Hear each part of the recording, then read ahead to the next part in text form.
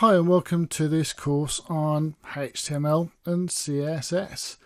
Now, the one thing I always find in common with many training courses, not just in HTML, but in all kinds of computer programming languages, or other tools in fact, but the one thing that is in common is they theorize, or they go through all the theory first.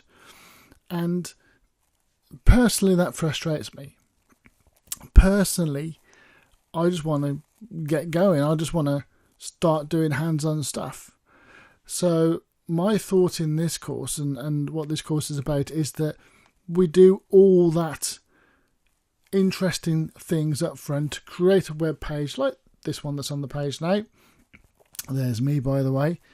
And we do all that first. We actually create something, and then we look at a little bit of the theory after we've created, sort of the theory to reinforce the creation. So we create something and then we look at the theory, and that way I feel you get to know and understand a little bit more about the process, about the code, because what you're doing is you're actually writing it, you're creating it, you're playing around with it, and then you afterwards look up, oh well, that's what that command does, etc. The kind of theory is there to back up what you've already learned. So that's what this course is. That's what this course is about. My name is Sean. As I say, you can see me there. I've been in software development for, too many years. I've done many different languages. I started back creating web pages in 1994. So I've been creating them for many years.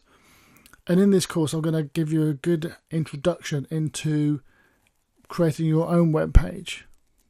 HTML5 and CSS3 are great tools. They allow you to easily create content for your web page.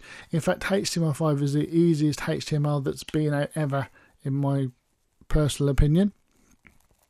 So, without further ado, let's get on to that first lecture and start creating something.